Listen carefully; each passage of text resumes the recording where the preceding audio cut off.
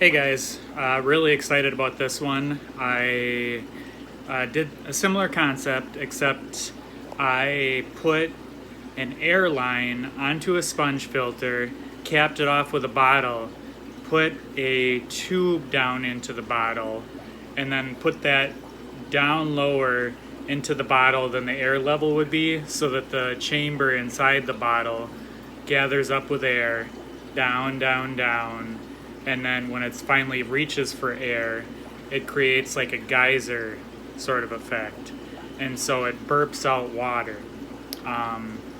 There's some scientific terminology for this. If you want to really know how it works, you can Google it or YouTube it. But I just put it into action. Super excited about it. I believe I'm going to incorporate it onto even some of my bigger tanks, and I do want to put like an overhead sump on some of my tanks and then put a bell siphon on it so that it gradually fills, and then once the bell siphon activates, it'll siphon it out and create a great big stream into whatever tank I have it in. So I'm gonna do at some point I'll do some miniature versions, I'll do some larger versions for my larger tanks, because I really need to beef up most of my filtration in the fish room, and this is just a really efficient and economical way to do it. I had been planning on putting in some more under gravel filters because those work really well for me, but I think if I go this route I won't have to, and then I can just avoid the hassle of worrying about anaerobic bacteria gathering up in it and stuff. So anyway, share with you right now, and hope you enjoy. So again, another Frankenfilter type deal, but I used this protein shake bottle. You could use anything, as this is just what I had on hand. If I would have used a clear bottle, you guys could have seen the mechanism, and I might do that in a future video if you guys ask me to, but you can see that black tube sticking in there. It goes down to probably about to where the bottom of the cap ends, and then I just capped it over a really small sponge filter that has two effects.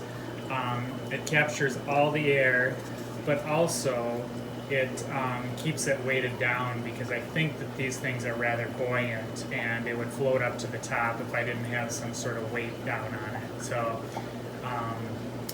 yeah, so it has that effect, and I'm also using the air that's coming from the actual sponge filter that I have hooked up to capture it at the top of the cap, and then it'll burp out of the black hose that's sticking in there. Now the way I did it is I fed the hose, and it's hard to see here because of all my hair algae. I keep that in there for the fry, but I fed the hose through the side of this bottle and then into the top of my sponge filter. And so you can see there's my black hose going up over the top. I kind of have it pushed down a little bit, and then here we go. So, depending on the airflow, depending on, I can actually rig up this hose with some other attachments and bends and elbows and stuff like that to probably make a larger burp effect. This is perfectly sufficient for a fry tank. And I noticed that when I was using that airline thing, if I actually pushed it down into the water, it creates quite a bit of current, with having both that burst and the bubbles coming out. So if you want to have it going into an overhead sump, that's fine. Of course, you see what happened when I bent that, it pulled it off of the sponge. But if you look closely, you can actually see that the air is still going into there, and that bottle is actually kind of being agitated. So at any rate, planning on doing more modifications, but it's just an idea. And I'm going to incorporate multiple ideas to make super efficient and super like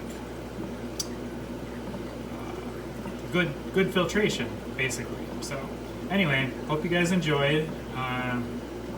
Like I said, none of this is my idea, but a bunch of research on YouTube kind of wanted me to compound on some different ideas and sort of, make it into my own. So, all right, Merry Christmas, everyone. Bye.